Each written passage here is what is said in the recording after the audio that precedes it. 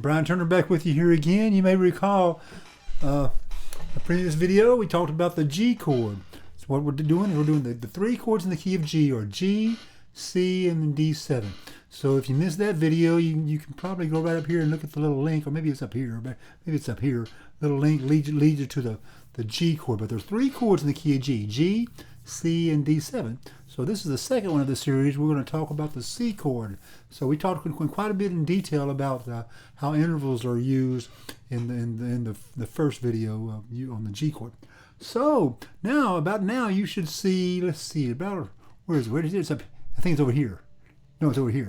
You're going to have the diagram of the C scale. So let's talk about the C scale. So you can see the little visual representation. You've got the lowest note is that red dot. That's the root, or the first interval. C.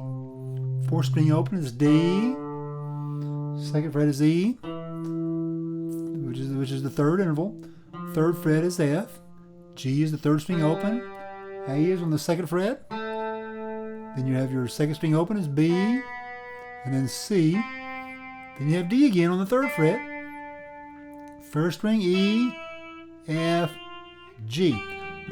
But I want you to know the intervals, the numbers. 1, 2, 3, 4, 5, 6, 7, 8, 2, 3, 4, 5. Because if you recall, the 1, 3, 5 are the intervals that make the major chord. So let's look at the C that we all know. Here's a picture of it right here. There's your root, there's your third, and there's your 5, and there's your root again, and there's your third. Okay? So the 1, 3, 5 makes the major. And whenever you play a C chord, you're only playing 3 notes. You're only playing a root, 3, 5, and another root and a 3. Okay, so just like we did in the last video, we're going to go up and pick up the notes of the major scale that were left out. The first note that was left out was the 2. Well, if I go C and a D, those low like that, sounds kind of strange. So what we like to do is pick up that higher 2, or the 9. If you recall, the 1 is the same as the 8. So 1, 2, 3, 4, 5, 6, 7, 8, the octave, and the 2 is the same as the 9. Like here, C, D is the 2, and if I go 1, 2, 3, 4, 5, 6, 7, 8, and 9, there's another 2 right there. So if I have a C, I'm just simply going to add my pinky on the second string, third fret. That's a C, add 9. Now the 9 and the 2 is the same interval. It's just one's an octave higher than the other. Now, there's a lot of confusion about add 9, add 2, suspended 9, suspended 2. What's the difference between add 9 and a suspended 9? Well, the difference is that if I still have the 3 in the chord, like for example on the C, I have a third interval right there, and I have the 9 also, then that means I have an add 9, because I still have the 3. I have a 1, 3, 5, and I'm adding a 9th. But if I don't have that 3 and that 9 wants to resolve back to a 3. So that's the difference. To summarize, if there's a 3 also, then we would call that a suspended 2. But if it does have the third, it's the add 2 or the add 9. Hope that's not confusing. Okay, so we got that C, add 9. Okay, now what's the next note we left off? Was the 4. So look, what is the fourth in the key of C? C, D, E, F. F is your fourth interval. So I'm going to take a C. Now you got to be careful here, because the C chord, you have on 2 occasions you have an E, or the third interval. So I'm going to take that third interval right there, if you see in the picture up there, and I'm going to change that 3 to a 4. But on the first string you have a third also. So I'm going to take my first finger and kind of lay it down flat. A lot of people struggle with that chord. I know it's kind of tricky at first.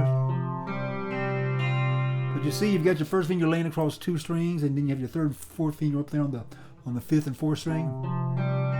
Therefore, I have a root, a 4, a 5, another root, and another 4.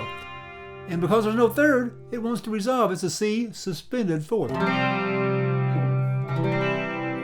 Also known as the church cadence. Amen. So there you go. That's a suspended 4th. Okay, so we went back and we picked up the 2, or the 9. Now we picked up the 4. The next note we left out is the 6th. So here's a C. What's the 6th in the key of C? 1, C, D, E, F, G, A is your 6th. Well, let's see, where's an A note? Well, there's the 3rd string, 2nd fret, that's an A. So a C6, it looks just like an A minor chord. As a matter of fact, C6 and is an A minor chord. Make it A minor like that. Put your pinky on C. Now you have a root, 3, no extra charge for the motorcycle. Root, 3, 6, and a root again. See, it's a C6. And a 3rd on the 1st string. Root, 3, 6, root, 3. C6 chord. Okay? All right, so now, so what are we left? What's the only note in the major scale that we haven't done? Think for a moment. The 7. Okay, so, and the major 7 is the easiest of them all. Make a C chord. What is a 7 in the key of C? Let's see. C, D, E, F, G, A, B. B is your 7th interval in the key, in the C chord. So all I have to do is pick up my first finger and I have a B. See? C major 7. We've all heard that. Something in the way she moves me. C major 7. Famous Beatles song.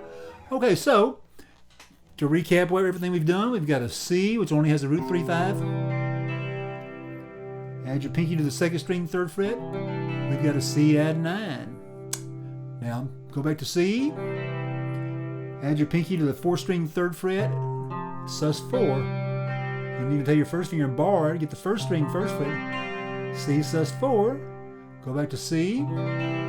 C6 looks just like an A minor. Matter of fact, it is an A minor. A minor and C6 are the same chord, really. Okay, not to confuse you. Most people play A minor like that, but you could add your pinky there to still get A minor. It's the same thing. Okay. Okay. Then we have C again, major 7. So I'm going to go back and just noodle around with the G we did in the previous video. G.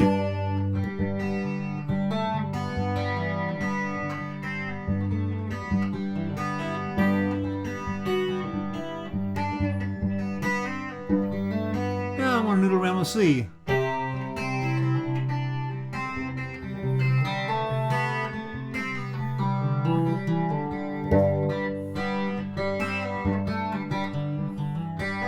Now the next video is going to be G7 and all the variations of that.